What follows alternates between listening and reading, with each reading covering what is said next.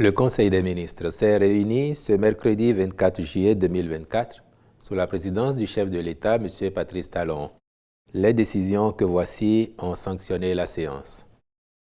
Au chapitre des mesures normatives, en point 1, approbation du règlement d'urbanisme de la zone littorale et balnéaire en République du Bénin. Le projet touristique Route des Pêches en cours de mise en œuvre comporte un aspect aménagement du territoire qui aura des impacts significatifs sur le développement des zones urbaines et rurales concernées, ainsi que sur les espaces écologiquement sensibles existants dans ce périmètre. Il s'agit des territoires situés le long de la route des pêches entre Cotonou et Ouidah, de la bande côtière entre Sémé-Podji et Cotonou, de même que celle située entre Ouidah et Grand Popo. Or, l'aménagement de la zone littorale appelle l'implémentation de politiques spécifiques de protection et de mise en valeur qui requièrent une coordination des acteurs publics et privés qui y interviennent. Ces politiques devraient permettre le rétablissement et la préservation des équilibres biologiques et écologiques, des paysages et du patrimoine, des activités économiques, maraîchage, pêche, pisciculture, la lutte contre l'érosion côtière et la pollution, ainsi qu'une meilleure organisation de la fonction tourisme. Le présent règlement d'urbanisme vient compléter et renforcer les mesures déjà édictées par le schéma directeur d'aménagement du littoral, le plan d'aménagement opérationnel et résilient de la bande côtière du Bénin et les documents de planification territoriale, schéma directeur d'aménagement communal, plan directeur d'urbanisme des communes concernées. De par son contenu, il prime les documents de planification communale de sorte que les futurs documents de planification des communes devront s'y référer. Toutefois, s'agissant des projets pour lesquels un règlement d'urbanisme spécifique existe déjà, le présent règlement ne s'applique pas. En point 2, déclassement de la rue numéro 450, jouxtant les bureaux de la vice-présidence et son incorporation au titre foncier numéro 730 de Cotonou.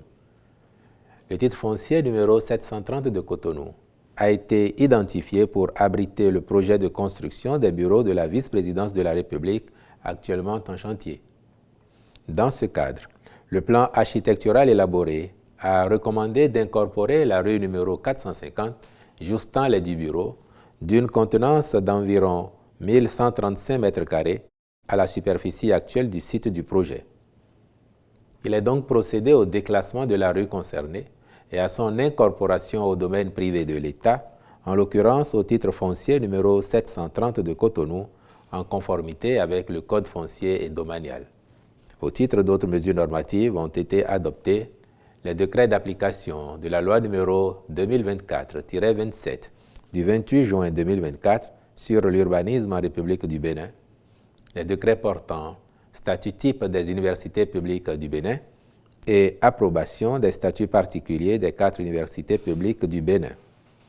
Fixation de la procédure de passation simplifiée des contrats de partenariat public-privé en République du Bénin et décrets fixant les modalités de contrôle et de suivi, de régulation des procédures de passation et de gestion des contrats de partenariat public-privé en République du Bénin, les tenues d'uniforme dans les forces armées béninoises et dans les écoles d'enfants de troupes.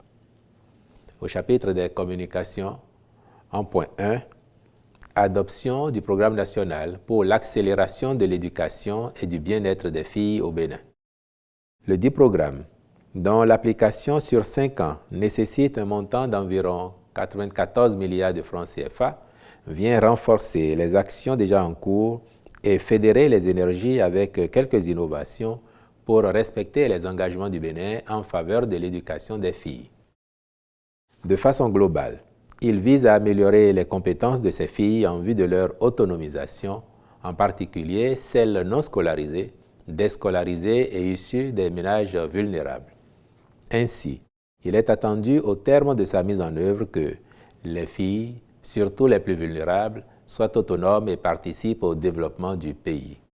À cet effet, les actions opérationnelles prévues sont structurées autour de 4 composantes que sont l'appui à l'éducation des filles hors du système scolaire, s'agissant donc des filles non scolarisées et déscolarisées, le maintien à l'école des filles issues de ménages vulnérables, le développement des compétences de vie et l'amélioration de la santé sexuelle et reproductive des adolescentes, la transition école-emploi et l'autonomisation économique des adolescentes et des jeunes filles.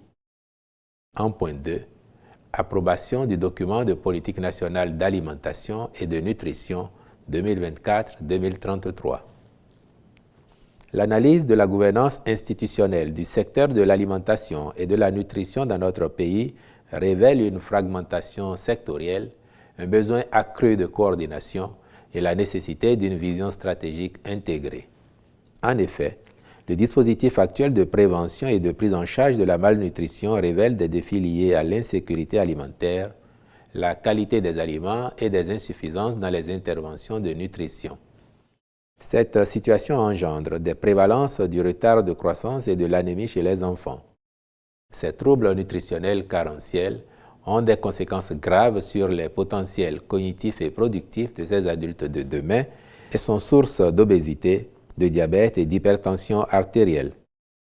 Aussi, la présente politique nationale d'alimentation et de nutrition a-t-elle identifié des stratégies intégrées d'intervention orientées vers l'amélioration de la coordination multisectorielle, la gouvernance et la redevabilité, l'amélioration de la nutrition de l'adolescente, de la femme enceinte ou allaitante et de l'enfant, le renforcement de l'alimentation scolaire, la lutte contre la malnutrition et l'insécurité alimentaire, ainsi que la communication pour mieux comprendre et agir en faveur de la nutrition en adéquation avec le diagnostic situationnel. Sa mise en œuvre efficiente contribuera à réduire la malnutrition et à concrétiser la vision selon laquelle, à l'horizon 2033, le Bénin est un pays où chaque personne jouit d'une sécurité alimentaire et d'un état nutritionnel optimal. Les ministres concernés prendront les dispositions nécessaires à sa bonne application. En point 3, contractualisation pour une mission de maîtrise d'œuvre complète dans le cadre du projet d'extension et de réhabilitation de 5 maisons d'arrêt. Ces travaux sont destinés à résoudre le problème de la surpopulation carcérale, humaniser davantage les conditions de vie des personnes privées de liberté de façon à leur assurer plus de dignité. Sont concernés les maisons d'arrêt d'Abomey, de Parakou, de Lokossa, de Savalou et Natitengu. En point 4, travaux de réhabilitation de couvents et de sites sacrés à Ouida et à Boïkon dans le cadre de la promotion du tourisme. Le projet Route des couvents vaudou s'inscrit dans la vision du gouvernement de développer le tourisme à travers, entre autres, la valorisation du patrimoine culturel immatériel et de faire du patrimoine commun vaudou un instrument de développement des territoires. Il vient ainsi compléter l'offre touristique de la destination Bénin par la création d'un parcours de découverte de la culture vaudou et de son accessibilité à tous. Les travaux engagés consistent à restaurer ces couvents et sites sacrés, tout en sauvegardant leur originalité et leur authenticité. C'est dans ce cadre que l'Agence nationale des patrimoines touristiques procède, dans une phase pilote, à la réhabilitation de 5 couvents que sont Sakpata de Zungoji à Ouida, Mamiwata de Heve à Grand Popo, Hevioso de Soke à Adjara, Akabaïdena à Ketu, Zomadonu et Djena à Abomey. Pour conforter cet éventail de couvents déjà pris en compte, il est envisagé d'intégrer à la liste 3 autres sites, Temple de Piton, Zohwe, Mamitoligbe, situés dans la commune de Ouida. Par ailleurs, des composantes du village souterrain d'Agongwento Zongudo dans la commune de Boïkon connaissent des dégradations avancées au point où l'accès aux visiteurs a été interdit. En vue de sa réouverture au public, il est prévu de recourir à une expertise qualifiée aux fins de conduire les études techniques de viabilisation des ouvrages projetés, d'aménagement paysager et l'évaluation du niveau de sécurité des grottes existantes. C'est pour ces raisons que le Conseil a approuvé la contractualisation avec des cabinets spécialisés en vue de la réalisation des aménagements retenus. En point 5, travaux d'achèvement du pont sur la rivière Ouara et de réhabilitation de la route Kandi-Segbana, frontière du Nigeria vers Samia. La construction du pont sur la rivière Ouara, à la frontière Bénin-Nigeria, à l'initiative de notre pays, avait été interrompue pendant les travaux d'aménagement de cette route longue de 121 km 15. Il s'agissait de rechercher un accord avec le Nigeria relativement aux modalités de sa réalisation. Les parties étant parvenues au dit accord, il est question d'œuvrer à l'achèvement de cet ouvrage d'art. En outre, la route Kandi-Segona, construite en enduit superficiel à l'époque, nécessite une réhabilitation complète dans le but de renforcer la chaussée au regard du volume de trafic qu'elle draine désormais et qui participe de la densification des échanges commerciaux avec le Nigeria. Aussi, le Conseil a-t-il autorisé la contractualisation avec des sociétés et cabinets pour exécuter les travaux et assurer la surveillance et le contrôle. En point 6, raccordement de 40 localités au réseau électrique existant.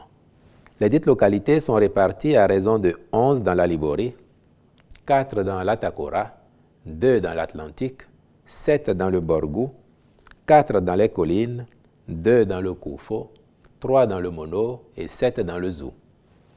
Elles ont déjà bénéficié de la construction de lignes électriques et des travaux complémentaires sont nécessaires pour les connecter au réseau existant afin de permettre aux populations d'avoir accès à l'électricité et favoriser l'alimentation de certains sites de pompage d'eau. Pour ce faire, le Conseil a marqué son accord pour la contractualisation avec diverses entreprises expérimentées en vue de la réalisation des travaux dans les plus brefs délais. Au chapitre des rencontres et manifestations internationales, ont été autorisées l'organisation du Festival des masques de Porto Novo du 2 au 4 août 2024, la participation du Bénin au 73e comité régional de l'Organisation mondiale de la santé pour l'Afrique à Brazzaville, au Congo, du 26 au 30 août 2024.